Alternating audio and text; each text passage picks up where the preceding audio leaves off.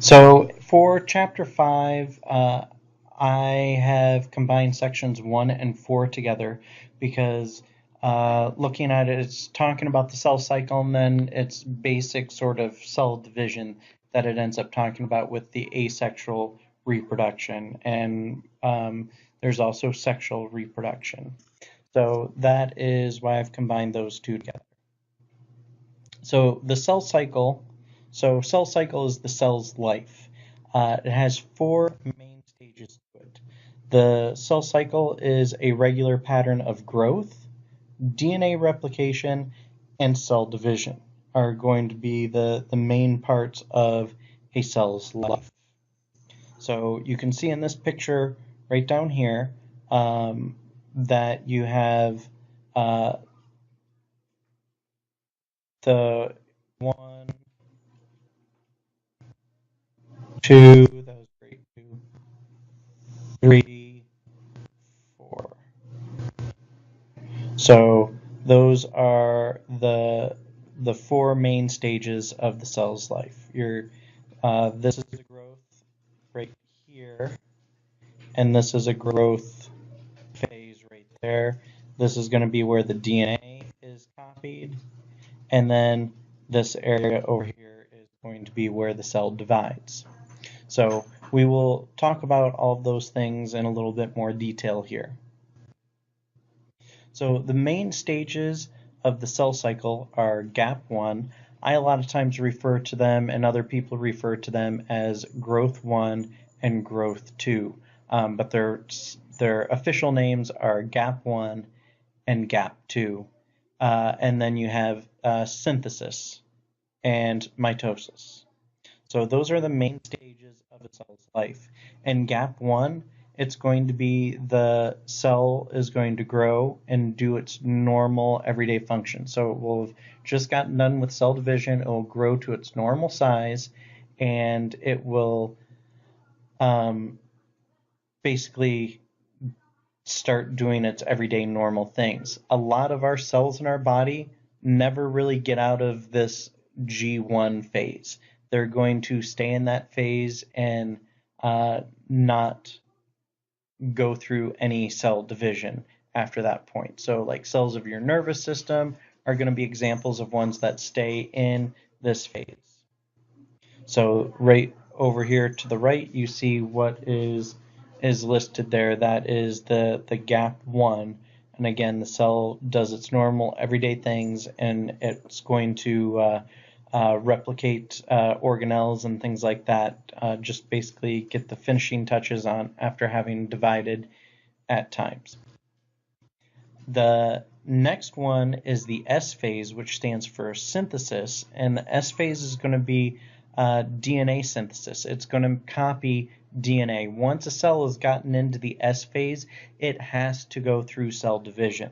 So that is the next stage of the cell's life, is synthesis.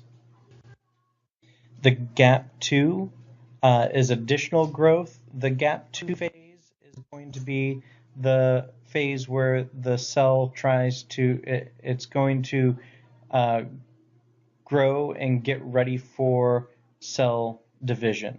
So it's going to make more organelles. It is going to grow things that it needs for the cell division to work, is going to be what the gap 2, or again, a growth 2 phase would be.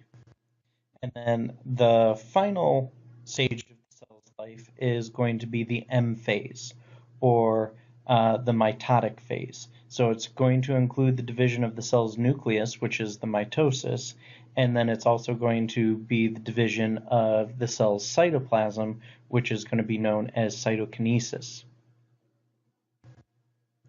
So mitosis occurs only if the cell is large enough and the DNA is undamaged.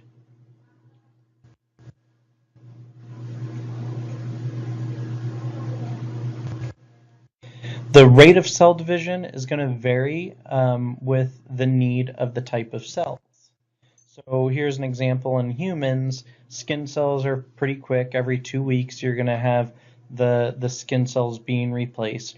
Red blood cells are 4 months, liver cells 300 to 500 days, intestine internal lining, this is going to be quick as well, 4 to 5 days you're going to have new cells being replaced.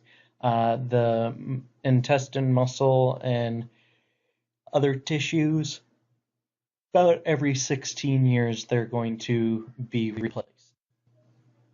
And like I said, some cells are unlikely to divide, and they call that sort of the G0. It's going to be in that first growth phase forever. So that'd be like cells of your nervous system. So volume increases faster than surface area when we talk about the cells. So as the cell grows in size, its volume is going to go more than what the surface area does. So when that happens, you get certain problems that are going to occur. You end up with having, if the cell is too large, trying to get information from the nucleus out to other part of the cells. It's going to take too long for that information to get out, and it's going to basically be sort of like an information shortage, or like your internet gets really slow at home. It's because of the information taking longer to get to where it needs to go. Another thing that happens is as the cell gets larger in size, that's going to cause problems with the cell and make it have to divide, is that the cell is going to have a problem because when it gets bigger, it doesn't create any more openings for things to move in and out of the cell through the cell membrane. So it is going to take and turn it into sort of like a traffic jam in the cell, and things are going to have a hard time getting in and out through those openings. So it's going to become less efficient. So what you see here is in the chart down here is the surface area of this first one here is 6, and then if you increase it to 2 inches or 2 centimeters, that's going to be 24, and then 54. When we look at the volume, it's going to be 1, then it's 8, and then it is 27. So if we look at the ratios, the ratio of surface area to volume, we have this one being the best surface area to volume ratio, 6 to 1. Then you have 3 to 1 and 2 to 1. So we will be doing a lab where we're going to be looking at what's the best surface area to volume ratio, and you'll be having to do math and things like that for it. So surface area must allow for adequate exchange materials. This is what I was talking about before. So cell growth is coordinated with the division. So if it gets too large, it's not going to be able to move things in and out very well, and it's going to end up needing to divide to speed that process up. Cells that must be large have unique shapes. Again, the other thing, like I'd said, was the having to do with the movement of genetic information within the cell. That's another issue that arises. In section 4, we're looking at asexual reproduction, which is pretty much what mitosis is. So you have binary fission is similar function to mitosis, and that's going to be asexual reproduction. So that's going to be where one organism divides on its own and produces offspring. So it's going to be offspring made from a single parent. So that's different from sexual reproduction, in which you have two individuals come together and exchange information, and the offspring is going to be a mix of the two. So binary fission produces two daughter cells genetically identical to the parent cell. Binary fission is going to occur in prokaryotes. It will also, binary fission is it's the name for that type of cell division or reproduction. We do have asexual reproduction happen in us with the mitosis, because it's going to be one of your cells turning into other types or making identical cells from it. The environment is going to determine what form of reproduction is most advantageous. Asexual reproduction is an advantage, and it's consistently favorable conditions. Sexual reproduction is an advantage in changing conditions. So if it's not much change going on, asexual reproduction is good. Sexual reproduction is when there's lots of different things going on in the environment.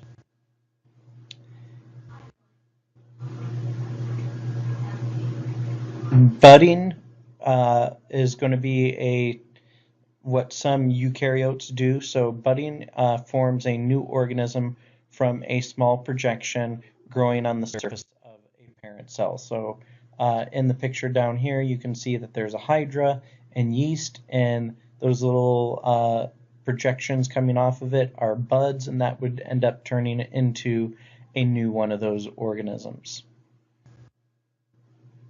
So fragmentation is the splitting of the parent into pieces. Each grow into a new organism. This cannot be done with humans, but it will work with plants.